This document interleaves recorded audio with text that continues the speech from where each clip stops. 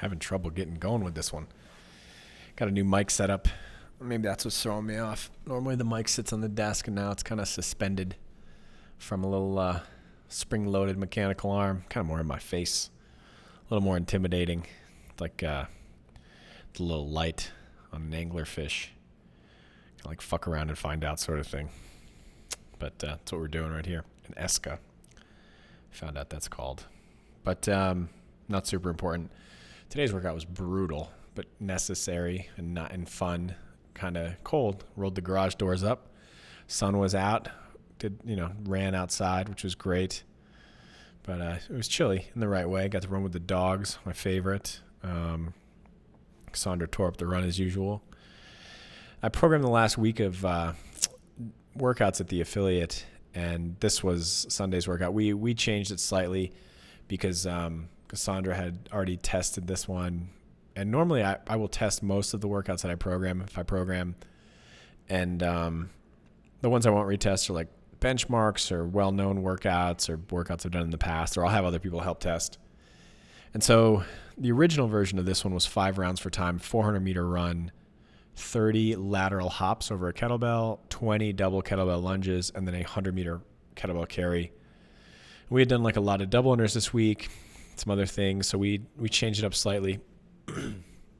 We did 5 rounds, 400-meter run, 30 kettlebell lunges, carried them at our sides, 20 burpees over a line, which I'm starting to like more and more, mainly because they help me move fast, and then a 100-meter kettlebell carry, again, kind of farmer style at the side.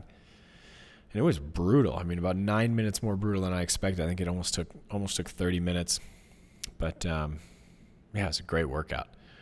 I really liked it. I don't do the movements that were in there. I don't lunge a ton, and I'm already just feeling wrecked from it. That was fantastic. So it was a good little workout, and also had a nice little chat with a friend of mine who I don't get to see that often, unfortunately, but just really fantastic person, kind person. And I think you don't get to say that a lot about people. And lots of other good things I could say about him too. But just always sharing cool insight and inspiration. And one of the things we were talking about this podcast, and one of the things one of the lines that he had said was, "Hey, I know you're busy, and man, this is one of those things. I know I've talked about this before, but I think it's like such an important thing to always often return to." Test out and pressure check the language you use to talk to yourself about how you navigate through your day or describe yourself. The busy one is a big one for me, and I think I've said this before. It's like you're not busy unless you're like in the middle of labor. Women giving birth are busy, but you're just disorganized. You haven't prioritized properly. For me, this is a really important one because I do like to do a lot of things. And, I'm someone who, if there were more hours in the day, I'd be excited. Or if it was healthy to drink triple the amount of caffeine I do so I could get more done, I'd be really excited. So I think it's a little risky for me to run around and say I'm busy because, one, I choose to do it. And 2, it's also up to me, like a lot of how much I prioritize and that kind of stuff. So I think it's good to check that out. And I think the flip side of this is that while you go around doing this, you got to pressure test this stuff. And there are times where I'll just, keep saying this phrase, I'm not busy, I'm disorganized, as an excuse to not really look at what's going on. And the danger, I think there's a couple of dangers. One is I think that the danger of always just throwing it up to busy is you lose agency. I'm just busy. And busy becomes this external thing that you don't have control over. Well, I can't help it. I'm just busy. Well, in most cases, you're probably not. You might have more unexpected things on your plate than others, for sure. And maybe this doesn't fit for everybody, and I'm okay with that. But it's a powerful thing for me. One, it's like I don't want to give up that agency. And 2, it's a reminder of like, well, if I feel quote unquote busy, and I'm not going to use that language, every once in a while I got to check and see like, okay, well, has the disorganization gotten unmanageable? And I have those days. Everybody has those days. wake up early, going to the gym to coach, got the dogs, thinking about work, pack an extra set of clothes, blah, blah, blah. Get to the gym, everything's disorganized, the bag's disheveled. You're a couple minutes late because of this thing, running out of the house because you didn't prep this thing. Class is a little off, in a bad mood, so you delay your workout. Everybody has those days, and there are all different reasons people have those days. But, I think it's just, you got to stop and say, okay, well, what's making me unmanageable? What was I doing last night that threw me off so much? So that's why I like dissecting a little bit the language you use to describe yourself in your life. Because I also think it's a really simple way to just improve your station and improve how you can navigate your day pretty regularly. Sometimes it gets a little nerdy. I don't think about it too much, but I think because I've had the practice of, hey, I'm not going to speak to myself with these words. And some of it happens a little bit faster nowadays, which is really cool. But that is one that gets me when I find myself saying to other people, oh, I'm busy. I'm like, James, stop being so self-important and get your stuff in order. So I always was thinking about too is I wonder what everybody's little get themselves in order task is. For me, I pack some sort of bag, bag lunch, backpack bag, handbag.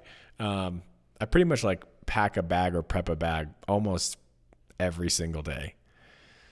Rare cases that I don't, and just to prep for the next day. And if I can do that well, for me, everything flows better. And I've seen all kinds of pieces of advice on this. And I don't even think in all cases it needs to be a very grand gesture, nor does it even need to be some sort of chore. The one I see a ton of is make your bed when you wake up.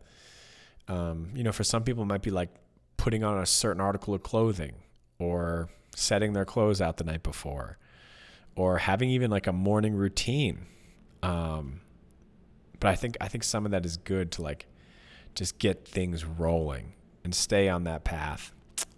Cassandra and I were talking about this the other day, and what we were talking about was sort of just learning new habits, because it's challenging to learn new habits. And I was like, imagine if you put your toothbrush in a different place every night and day after you're done using it. So every time you brush your teeth, you put it somewhere different.